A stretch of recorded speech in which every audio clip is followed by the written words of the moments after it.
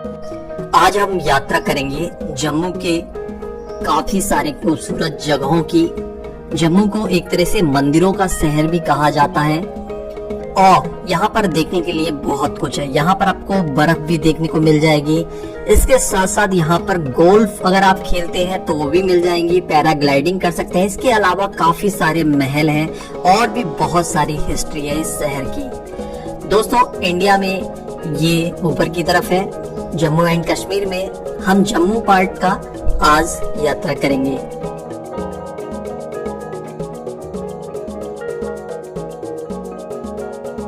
इस वीडियो में मैं आपको यहाँ पर पहुँचने का, घूमने का टोटल खर्चा कितना आएगा, होटल कॉस्ट कितनी लगेगी, फूड कॉस्ट कितनी लगेगी और सबसे अच्छा समय कौन सा है यहाँ पर आने का, फेमस साइट्स कौन कौन सी है, कितनी डिस्टेंस है, कितना किराया है, कहाँ पे रुकना है, क्या खाना है, क्या चीजें खरीदनी है, क्या क्या चीजें देखनी है, ये सारी चीजें मैं बताऊंगा।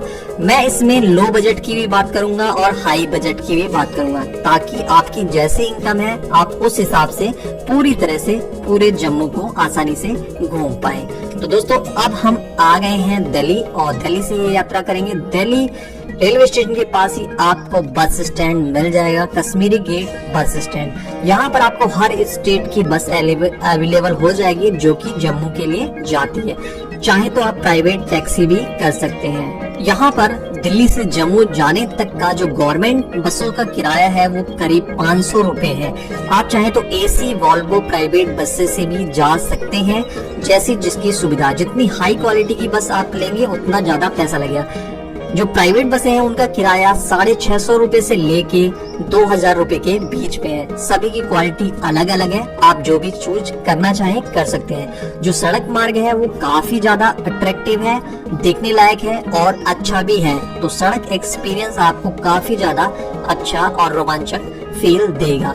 इसके अलावा अगर आप अपने व्हीकल से जाना चाहते हैं तो दिल्ली से जम्मू तक का जो रोड है वो काफी ज्यादा चौड़ा है, काफी ज्यादा अच्छा है और काफी ज्यादा सुविधाएं हैं रोड के आजू बाजू। तो आप अपने वाहन से भी जा सकते हैं, आपको बहुत ज्यादा अच्छा एक्सपीरियंस मिल जाएगा। इसके अलावा दोस्तों, काफी लोग ट्रेन से जाना चाहते हैं, तो आप नई दिल्ली और पुरानी दिल्ली दोनों जगह से ट्रेन जाती है, जिसका स्लीपर का जो किराया है 400 से लेके 500 रुपए आपको पड़ जाएगा दिल्ली से लेके जम्मू तक का। जम्मू में भी रेलवे स्टेशन है, तो आप इस तरह से स्लीपर क्लास में 400-500 रुपए खर्च करके आसानी से जा सकते हैं। दोस्तों, ट्रेन का भी जो रास्ता है वो काफी ज्यादा अच्छा है, काफी अट्रैक्टिव है, देखने लायक है। ट्रेन जो है पंजाब से होके जाती है। इसके अलावा अगर आप बाई एयर जाना चाहते हैं तो बाई एयर की भी सुविधा है। दिल्ली से जम्मू एयरपोर्ट तक का जो किराया है वो 2200 रुपए से स्टार्टिंग है। इसके अलावा हर जो भी अलग अलग कंपनियां हैं वो अलग अलग चार्ज करती हैं, लेकिन नॉर्मल जो किराया है वो 2200 रुपए के बीच में पड़ता है। अब हम जम्मू पहुंच गए हैं। जम्मू नक्शे पे कुछ इस तरह का दिखता है, इतना पार्ट। यहाँ पर हम जम्मू पहुंच चुके हैं। यहाँ पर भी टूरिस्ट गाइड सेंटर बने हुए हैं, जहाँ पर आप पूरा जम्मू है उसकी क्या क्या इन्फॉर्मेशन है वो आसानी से फ्री में ले सकते हैं। अगर आप कटरा जाना चाहते हैं तो कटरा के लिए मैंने वीडियो अलग से बना रखी है, डेडिकेटेड वीडियो है, उसमें बहुत सारी अच्छी डिटेल है। लिंक मैंने वीडियो के डिस्क्रिप्शन बॉक्स में दे रखा है। इसके अलावा आई बटन में मैं ऊपर की तरफ आपको लिंक दे देता हूँ कटरा की पूरी यात्रा, और बहुत ज्यादा इंफॉर्मेटिव वीडियो है, वो आप देख लीजिए। अगर आपको कटरा जाना है तो आप डायरेक्ट दिल्ली से कटरा रेलवे स्टेशन भी पहुंच सकते हैं, या जम्मू से आपको 100 रुपए में बस से, यानी गवर्नमेंट की और प्राइवेट बसें 100 रुपए में आपको कटरा तक पहुंचा देंगे। इसके अलावा अगर आप जम्मू से टैक्सी से जाना चाहते हैं 1400 रुपए से लेके 2000 रुपए में टैक्सी पूरी तरह से हायर हो जाएगी, यानी फुल आपके लिए ही होगी, तो ऐसे भी जा सकते हैं। अब बात करते हैं यहाँ पर जम्मू में रुकने की। तो यहाँ पर जो होटल का किराया है वो नॉर्मल है, बहुत ज्यादा हाई नहीं है जैसा कि सोचा जाता है। यहाँ पर आप 100 रुपए में डोरमेट्री में भी रुक सकते हैं। माता वैष्णो देवी के 2 से 3 होटल आपको मिल जाएंगे जम्मू रेलवे स्टेशन के बाहर, यानी जम्मू रेलवे स्टेशन से बाहर जैसे ही निकलेंगे आपको माता वैष्णो देवी सीरीन बोर्ड के आपको 3 होटल मिल जाएंगे, जहां पर जो डोरमेट्री एसी डोरमेट्री का किराया है वो 100 रुपए है। इसके अलावा यहाँ पर 400 से लेके 1400 रुपए तक में अलग अलग कैटेगरी के आपको रूम मिल जाएंगे। अगर आप प्राइवेट होटल्स में रुकना चाहते हैं तो आपको जो मिनिमम एक रूम एक बेड का जो किराया होगा, यानी एक रूम जो बुकिंग करेंगे 700 रुपए से लेके 800 रुपए नॉर्मली यहाँ पर पड़ता है। इसके अलावा अगर आप किसी कंपनी का एप्स यूज करते हैं तो आपको थोड़ा सा और भी कम में ये बुकिंग हो जाएगी। अब बात करते हैं खाने पीने की। दोस्तों यहाँ पर जो खाने पीने का आइटम है वो पूरी तरह से नॉर्थ इंडियन वाला है। यहाँ पर आपको हर तरह का शुद्ध शाकाहारी मांसाहारी हर तरह का खाना आपको मिल जाएगा। नॉर्मल जो चार्ज है, नॉर्मली हर जगह चार्ज है, यहाँ पर आप आसानी से थाली खा सकते हैं, यानी थाली वाला जो भोजन है वो आप 100 रुपए से लेके 150 रुपए के अंदर में अच्छी क्वालिटी का खा सकते हैं। इससे सस्ता खाना है तो 50 से 60 रुपए में आपको थाली मिल जाएगी जो कि आप खा सकते हैं। अगर फास्ट फूड की बात करें तो 70 से लेके 100-125 रुपए में आपको अच्छा फास्ट फूड मिल जाएगा। सबसे पहले लोग यहाँ के लोकल मार्केट में ही जाते हैं। होटल के आसपास ही आपको लोकल मार्केट मिल जाएगी जो यहाँ की बहुत ही फेमस मार्केट है। यहाँ पर आप हैंडीक्राफ्ट या यहाँ की जो चीजें हैं वो ले सकते हैं, अखरोट ले सकते हैं। जब आप मार्केट में घूम रहे होंगे तो आपको मार्केट के बीचों बीच में एक बहुत ही पुराना, बहुत ही भव्य और बहुत ही बड़ा मंदिर देखने को मिल जाएगा, रघुनाथ टेम्पल। रघुनाथ मंदिर यानी जम्मू अगर आप गए हैं और रघुनाथ मंदिर नहीं देखा तो आपने कुछ भी नहीं देखा। ये बस स्टैंड के पास में ही है और रेलवे स्टेशन से थोड़ी सी दूर पे है। मेन मार्केट जो जम्मू की है जिसमें आप घूमना चाहेंगे और काफी लोग घूमते भी हैं, उसी में ये मंदिर है। मंदिर को बनने में करीब 25 साल लगे थे और ये मंदिर डेडिकेटेड है भगवान श्री राम को। हालांकि इस मंदिर के अंदर अन्य देवी देवताएं भी विराजमान हैं, उनकी तस्वीरें, उनकी मूर्तियां लगी हुई हैं और काफी लोग इसको देखने आते हैं। नॉर्थ इंडिया के काफी ज्यादा बड़े मंदिरों में इसकी गिनती होती है। हालांकि जम्मू का जो आने का सबसे अच्छा जो टाइम है, अच्छा मतलब जिसमें मौसम काफी अच्छा होता है, वो अक्टूबर से लेके मार्च तक का है।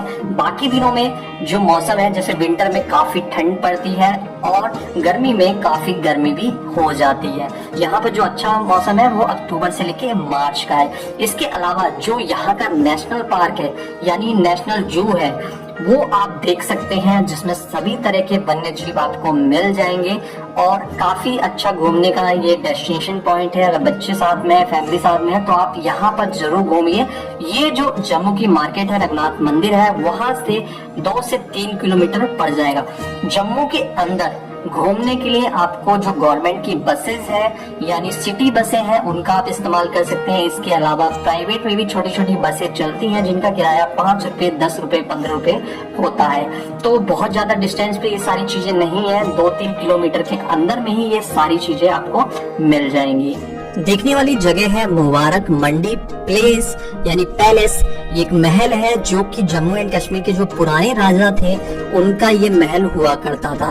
उसके बाद 1925 तक सभी राजा यहीं पे रहते थे, लेकिन 1925 के बाद में जो राजा हरि सिंह थे वो यहाँ से शिफ्ट कर गए थे। इसी के थोड़ी दूर पे ही एक हरि निवास पैलेस में वो मूव करे गए थे, यानी अपने 1925 के बाद वो वहां पे रहने लगे थे। तो वो भी एक देखने की जगह है जिसको हम अमर महल कहते हैं। तो ये जो मुबारक मंडी पैलेस है इसके अंदर काफी सारी चीजें देखने लायक है, संग्रहालय भी बना दिया गया है। तो ये भी एक अच्छी जगह है, काफी अच्छी घूमने वाली। इसके अलावा आप बाहू फोर्ट जा सकते हैं। बाहू फोर्ट में क्या है कि महल के अलावा आपको बहुत अच्छा गार्डन यहाँ पे देखने को मिल जाएगा। फाउंटेन भी लगा हुआ है गार्डन के अंदर, बहुत ही बड़ा फाउंटेन लगा हुआ है यानी फव्वारा लगा हुआ है। और जो गार्डन है वो काफी ज्यादा अच्छा है। वहां से जो शहर का व्यू है वो काफी ज्यादा अच्छा लगता भी है। बगल में आप नदी भी देखेंगे। इसके अलावा शहर में और भी तरह तरह के मंदिर देखने लायक है, पुरानी पुरानी चीजें हैं जो कि देखने लायक है। शहर भी घूम के एक देखने लायक है। इसके अलावा आप यहाँ पर खरीदारी भी कर सकते हैं। जम्मू से 112 किलोमीटर की दूरी पर पटनी टॉप है जहाँ पर आपको बर्फ देखने को मिलती है। लोग यहाँ पे स्कीइंग करने जाते हैं, साथ ही पैराग्लाइडिंग भी होती है। यहाँ पर आपको बहुत सारी फन एक्टिविटी, थ्रिल एक्टिविटी और एडवेंचर एक्टिविटी यहाँ पर देखने को मिलती है।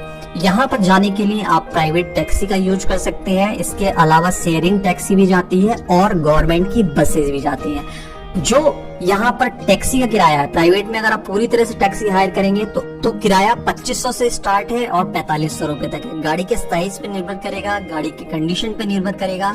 अगर आप पक्का बिल लेना चाहते हैं तो आपको ज्यादा पे करना पड़ेगा, यानी 4500 रुपए तक पे करना पड़ सकता है। इसके अलावा कच्चे में अगर आप काम चलाना चाहते हैं, यानी केवल आपको गाड़ी हायर करनी है, तो 2500 से लेकर 3000 के बीच में हायर कर सकते हैं। इसके अलावा अगर आप शेयरिंग टैक्सी में जाते हैं तो आपको 200 से लेके 300 रुपए खर्च करना पड़ेगा।